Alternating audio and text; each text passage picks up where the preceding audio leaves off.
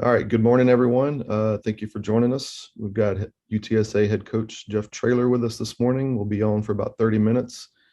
If you could just please use the raise hand function or shoot me a message in the chat, and I'll call on you.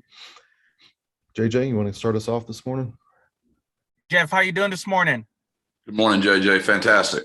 Thanks for joining us. It's finally game week. What's the just mood in the building today? Well, all of our kids are in class right now, so it's pretty quiet around here, actually. But, we're game planning and, watching Illinois and preparing for that game Saturday night. What were some of the takeaways you got from watching Illinois this past week? Very Coach Bielema looking team. He's won 3 Big Ten championships at Wisconsin, took Arkansas to 3 bowl games in a row. And you can tell his presence has already been felt, just the way they play. They've got an extremely veteran offensive line. And those guys, it's rare that you have a 5th-year starter at center, a 5th-year starter at right tackle, a 5th-year starter at left tackle. I say rare. It's never been done in probably the history of college football. So you could tell they use those guys up front, but that's the way he's always played football. And those kids have really bought into his culture, and they're a good football team.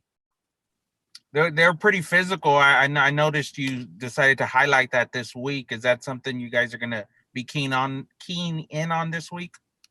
Well, again, back to Coach Bielema, that's just kind of who his teams always are.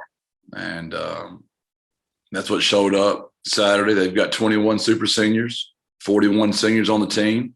They're extremely bought in right now. That was, you hate to say must win for anybody. It's pretty much a must win for Nebraska to start out. And they had a great crowd, a great atmosphere, and played really good football. So we've got our work cut out for us for sure. But we're excited about the challenge. All right, we'll go to Greg. Jeff, when you guys were in a similar situation last year, I think you said the team that played the game would be at an advantage against the team that maybe had an opportunity to scout and see what they're doing. Is that sort of the same situation even when it's like this, where it's a new staff and you kind of weren't sure what they were going to put on the field? Yeah, there's just no way to duplicate a game other than playing the game. They're just going to be better for it. In the fourth quarter, they'll be more prepared for that than we will be. At Texas State, we barely held on last year to get out of there. In some aspects, we'd say we're very fortunate to get out of there. So there's just no way you can duplicate that. I know I'm duplicating my words right now, but he's getting a tremendous advantage there, in my opinion, because they got to play the game. The negative are injuries, right? Because in practice, you're smarter. You're not going to the ground as much. So they did lose a couple of kids to injury. That's the negative of playing the game, but they'll be more prepared for the game than we will when it comes to that aspect, just from getting to have done it. I know you guys did a little bit of advanced scouting to try to get a sense of what they were going to bring to the table. Did the X's and O's kind of match what you anticipated, or did they show you a lot of things that you kind of have to adjust for now? Some were similar and some were different. So that's always the gamesmanship and the fun part of this business is to anticipate and predict and give your kids the best chances possible. You can't chase too many ghosts or you won't work on what they actually do. But at the same time, you got to be smart enough to give him a lot of credit. He's won a lot of games in his career. This isn't his first rodeo. It's his third one, actually, as a head coach. Okay, we'll go to Sam with The Athletic. Hey, Jeff, good morning. When you look back at last year and where you were at this point before the opener, now you've got a lot of returnees. You have obviously a much better feel for what you have on a roster. How much better do you feel, more comfortable do you feel about where you guys are as a program and what you feel about just in terms of what you have on your roster going into this season? Oh, I know I say this a lot, but I journal a lot. So I love to reflect and look back at my exact thoughts this time last year. And a lot of those questions are answered, the things I was concerned about. I know the answers. I might not like all the answers, but I know the answers. Some of the answers I like, some of them I don't like. we're much deeper. We know who we are as an offense, as a defense, as a special teams. Culturally, we know where we are, and we have a deeper roster. Does that mean our roster is perfect? No, but our coach isn't perfect either. We all have that. So that's my job, is to try to, where we're a little weak, hide that, and where we're strong, try to focus on that. Culturally, how good do you feel? I know you've talked about it a lot this offseason, but as you sit on the eve of the season now, how do you feel about the culture in your building? Oh, well, what does Mike Tyson say? Everybody's got a plan to get hit right in the mouth, right? So we'll know more Saturday. That's the homework assignment this week is, when the game's over Saturday night and we're coming back on that plane, when we watch that video, what's it going to look like? What's our integrity going to be? What's our passion going to look like? How is our mental and physical toughness going to hold up? How selfless are we going to be? Did we give perfect effort? Did we really trust the process and pound the fist and win the day? That's all. My coaches have the same homework assignment. The scores will take care of itself. There'll be plays in the game. Obviously, as a coaching staff, we have to take care of that. Situational football. But at the end of the day, we have to trust that our brand is going to show up, and that's going to be enough for us. Okay, we'll go with Scott from the Champaign News to get the Gazette. Morning, Coach. I guess you mentioned Illinois' offense. Just what were your impressions of maybe their defense with the new coordinator there in Ryan Walters? Tom Clancy, nice read in the back. I like that. They're a physical Big Ten football team. That's they were a 4-down front. They were very physical. Linebackers are very aggressive. Defensive ends, athletic. And we were impressed with them on defense. So I wasn't surprised at all. I got to coach at Arkansas. I followed Coach Bielema there. We were after him. So we got to watch a lot of his stuff. And Coach Lunny, our offensive coordinator, worked on the staff with Coach Bielema. So we have a lot of respect for him. We know what he's about. So we expected them to be very physical and play Big Ten football, and that's what we saw. Sincere McCormick, came in as a freshman and was, dynamic and productive. Just what is it about him that has allowed him in 2 years to maybe play the way as well as he has? He's a good human first. He worked extremely hard. He has a high IQ and character. He's a local kid from Converse Judson, and feels really strongly about the university.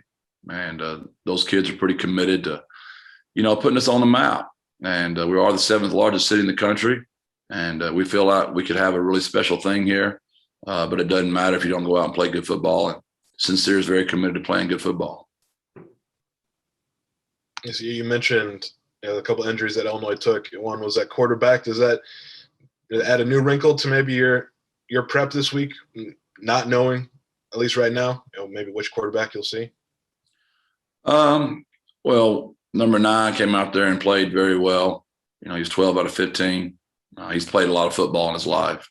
So they work that guy too. So they're different, obviously, but they both know how to run the offense. And they did a really good job of using their weapons. I really like the way they used the Williams kid. We expected them to lean on Nebraska up front, but they did some nice things with the kid to get him the ball in different ways. So very veteran coaching staff, and did a really good job of coaching in a situation that's less than desired whenever your quarterback gets hurt. That's always tough to maneuver, but those guys did a fantastic job with that. Thank you. KJJ. Jeff, the overall just expectations headed into this season, how do you manage that with the guys this week and trying to keep them where their feet are? It's the same people that picked us to go 2-10 last year, picked us last. So, how much credence do you really give to the experts, right?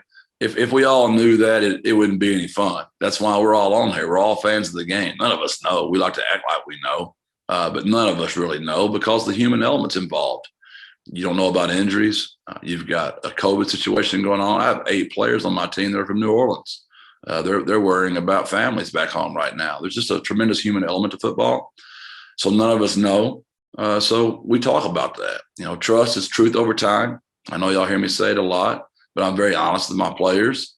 And that's what sells magazines. That's what makes people come to the games and gets tickets. We love you guys for hyping us up and all that stuff. That's what makes it fun. But at the end of the day, none of that stuff matters. We weren't as bad as they said we were last year. We're probably not as great as everybody says we are this year. So the truth is always somewhere in the middle. The atmosphere in Champaign this past week was pretty, I guess, jumping. How do you prepare for that? That's awesome. It was really awesome. We could hear the crowd through the TV. You could hear the band through the TV. And I'm happy for those people. That's fun. That's a lot of fun. And we'll have the noise cranked up as loud as we possibly can. We'll try to do everything we can to duplicate that. But that's why you do this. We even practiced running on the field Saturday, and we tried to anticipate what all the fans were going to say to our kids. We made all the Texas jokes we could come up with, talked as much crud to our kids as possible, and that's exciting. We missed that from college football last year, and we're excited to have that back. Even though they won't be cheering for us, it'll still be great just to have them up there getting rowdy. Greg? Jeff, what is the value in the general sense of starting the season with the Power 5 opponent versus the philosophy of trying to maybe ease into a year against an FCS school or something like that? That's a great question. If I had my preference, I would build up. But let's go ahead and take our bath early, right? So we're going to get in. I told our staff and our players this will be a great barometer because they believe in a lot of the same things we believe in. They play with an edge. They play with physicality. They want to run the football and take their shots down the field. And it's similar. It's not exactly the same, but we hope we can bring an edge like Coach Bielema's teams always have. Do you have to do anything different in the build-up to the year then to be ready to sort of jump off against such a tough test? Well, you just got to know your opponents, right? You have to really study the video and know what they do very well. And they do a lot of things well because they're so old. They're so veteran. I mean, some things that haven't even been discussed yet is how good their punter is. I mean, he's a freak show. I mean, he's another Aussie. Him and Lucas are buddies, and he can really boom the ball. He pinned up Nebraska. Arguably, that might have been the play of the game. He put him on the 1-yard line. Then he made a kid throw the ball out of the end zone on another one. He's got a huge leg. Their kicker, I don't know if you noticed, they were on the 20-yard line, and he kicked it 5 yards deep in the end zone. Now, I know I'm from East Texas, but to me, that's an 85-yard kick, however you want to cut it. And so they've got big-time legs defensively. I was very impressed with how physical they were and how they ran to the football. They're a complete football team that had to win a very important game at home early in the season. And much props to Coach Bielema and his staff for having those kids that prepared. We were very impressed. Given all that you've outlined about what they do well, what would it mean for your team and for the program to potentially go into an environment like that and open the year with a win? And we just don't go there in our minds. We just don't. So I know it's a great question. It deserves an answer, but we just don't go there. We're gonna try to be the very best we can be today, and trust our brand and win today. And I hope that's a question you and I could be talking about 10:30, 11 o'clock Saturday night. But until then, we're going to focus on trying to win today.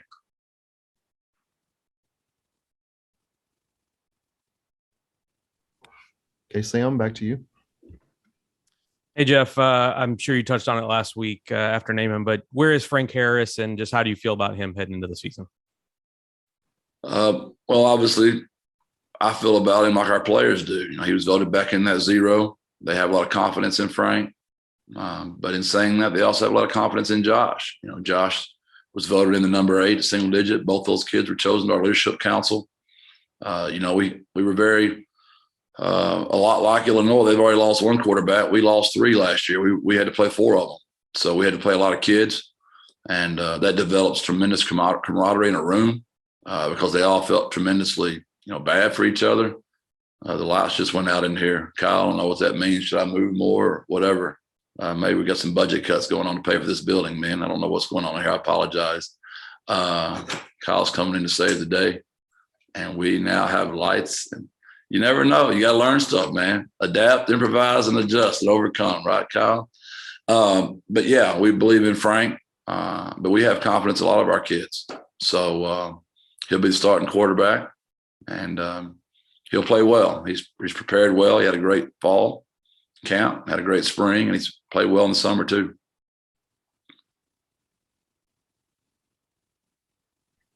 JJ?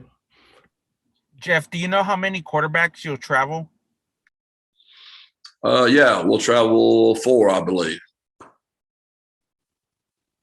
I haven't made that final. We'll do that Wednesday, but as of now, it's at 4. It just depends on, special teams and all that kind of stuff, but we'll probably travel 4. We touched a little bit on it last week, but are you guys still banged up headed into this week? You're always banged up in football. If you're not practicing the right way. We don't want to be stupid, but at the same time, you're not physical in the game if you're not physical in practice. So you got to bring a little bit of that. Obviously, the closer we get to the game, the more nervous I get as a head coach, but it's just part of the game. You got to go knock each other around a little bit. So, yeah, we're banged up, but Illinois is too, and they're probably more banged up because they just went through a physical Big Ten ball game and a home opener. We saw the roster get 2 more additions at the end of last week. Can you just tell us a little bit about those players and what their roles will be? Yeah, well, we got them in here very, very late, right? But we're excited about both of them. We got a linebacker out of the Valley. We just wanted to get back closer to home. Mom wanted him back closer, and he wanted to get back closer too. So we're very excited about him. And the offensive lineman, that was a huge pickup for us. You just can't ever find enough depth at offensive line. So very excited about both those young men. But, they're way behind. Those will be guys that you'll see, 6 to 8 weeks down the road maybe. But right now we're just trying to get them in here and get them to learn everybody's names and how the lights work when you're doing a Zoom. Okay, Scott? Just had one follow-up for you with Isaiah Williams. Just what kind of challenge is maybe a versatile player like that in an offense, just to try and slow down or contain? Well, you can tell how athletic he is. I mean, he's extremely shifty, powerful, strong. Looks like he has tremendous football IQ just by the way they use him. And those kind of guys they're tough. It's because it's not so much when he gets the ball, it's when he doesn't get the ball too, because you got to keep an eye on him, and then there's other things coming at you. So really good football player. Again, I know I've already bragged on their staff, but I thought they did a really good job of using him and gave Nebraska fits. Thanks.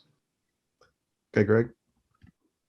Jeff, I'm starting to think our interviews are cursed this year, whether it's the lights or the garbage truck or the cleaning crew or something else. I don't know what's going on over there. Well, if you check the news, there's a lot going on in the world right now. It's some crazy times going on right now. So, yeah, we went from the night the lights went out in Georgia to the day the lights went out in the race building. True, we could have it a lot worse. I think that's a good perspective. But I did want to ask, with your team, do you feel like the guys as a whole have like a mentality of something to prove, maybe that last year wasn't just a 1-year thing? Does that ever become kind of one of your talking points or something you chat about with them? Nah, I mean, we use the analogy that to compare us to last year would be like, it's just not anything that has to do with our culture. I mean, we should be a lot better. I hope I'm a better version of myself than I was a year ago. I give our kid, here's the analogy I give them, Greg, and I used it yesterday.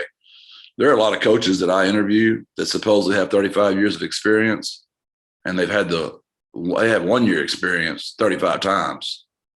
They just did the same thing 35 years in a row. That's not 35 years of experience. If all our players are returning and they did not grow, they did not get better, they're not returning starters. They're the exact same player they were last year. So that's the analogy we use. We should be a lot better. I mean, we're all back. I should be a better coach. Ryan Fowler should be a better strength coach. Nick Turner should be a better trainer. We all should be better. If not, we're not living the culture. We're not winning the day. We're not continuing to grow. We're not wanting to get better. We're just living. And that's just no part of what I want our program to be about, our culture. And so we address it in that way, but that's it. We should be better. So then when you line up this year's group against last year's, the strengths and weaknesses and what they do well, where have you seen those biggest improvements, or what's come along the farthest from one year to the next? Our depth. We're just deeper. Like Kyle and I were going over our 2 deep a while ago, and we've got 3 deep in some spots that we've never had before. We're not perfect. Sometimes injuries hit you in the same spots, and it's just unfortunate. So no matter how deep you are, if you get hit in the right spot a few times in a row, you're already hurting again. But we at least have names that have played that we feel really good about. So I know we're deeper. Our confidence level's higher because we know who we are. We know what our identity's about, what our brand's about. So I would say, depth and the confidence in who we are.